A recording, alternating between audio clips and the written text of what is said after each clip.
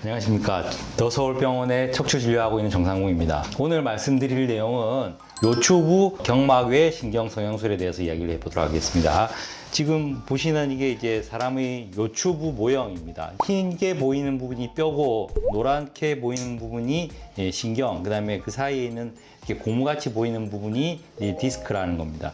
아까 시술의 이름에서 말했듯이 경막외 신경성형술이라는 거는 지금 제가 바늘로 가리키는 이 부분 신경 그 밖에 있는 경막이란 게 신경을 싸고 있는 막이고, 신경에 직접 들어가는 게 아니고 그 바깥에 있는 공간 쪽으로 시술하는 카테터나 약물이 들어간다, 이런 내용입니다. 경막 외 공간에 시술에서 제일 중요한 것은 신경의 손상이 없이 가장 안전하게 경막 외 공간에 도달하고, 그 다음에 두 번째는 병변이 있는 쪽으로 카테터를 각각 위치한 이후에 그 상태에서 안전하다는 상태를 확인하고 약물을 주입하는 그런 과정이 있다, 이렇게 생각하면 되겠습니다. 추부 경막 성형술에 대해서 얘기를 하면 이쪽이 등 쪽이고 이쪽이 배 쪽, 다리가 이렇게 쭉 있겠죠. 그러면 대개는 시술은 환자가 엎드린 상태에서 진행이 됩니다. 우리가 흔히 꼬리뼈라고 하는 이 부분에 이런 구멍이 누구나 가지고 있습니다. 이게 그 실제로 쓰이는 카테터 모양인데, 이걸 진행시키려면 먼저 이쪽에 카테터 도관이 들어갈 수 있는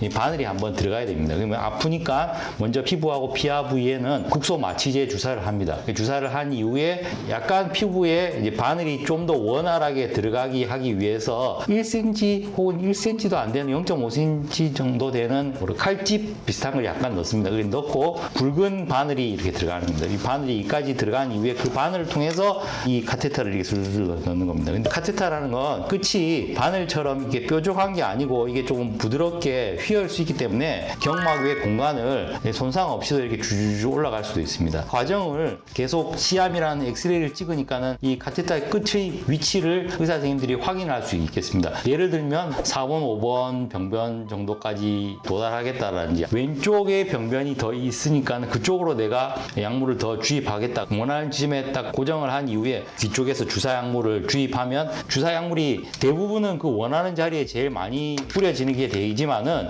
경막의 공간이란 게 딱 그 자리만 있는 것이 아니고 연속되는 공간이기 때문에 그 주위로 신경과 디스크가 닿는 부분까지도 충분히 많은 양의 약물을 주입할 수 있는 그런 방법이 되겠습니다. 그 시암을 잠깐 보면 요게 이제 하면서 과정을 대부분 다 이렇게 시암 사진을 찍어서 남기게 되는데, 요게 이제 처음에 꼬리뼈 구멍을 통해서 이런 조금 굵은 바늘이 한번 들어간다는 겁니다. 그 바늘이 들어간 이후에 요 카테터가 이렇게 들어가서 약물을 주입하면 그 자리로 갈 거라는 거를 이 조영계를 먼저 써가지고 확인을 합니다. 카테터를 그대로 빼면 이제 이 시술이 마치는, 진행 과정 한 15분, 20분 정도밖에 걸리는 그런 비교적 간단한 시술이라고 하겠습니다. 이 카테터라는 게 경막 외관을 통해서 진입이 될 때 바늘은 아니지만 그래도 신경을 어느 정도는 조금은 자극하게 되고, 특히나 이제 병변이 심한 경우, 예를 들어서 뭐 디스크가 좀 심해서 경막 외관 공간이 매우 협소한 경우에는 아무래도 조금 환자분들이 찌릿하거나 뻐근하다고 하는 경우가 조금 있긴 있는 것 같습니다.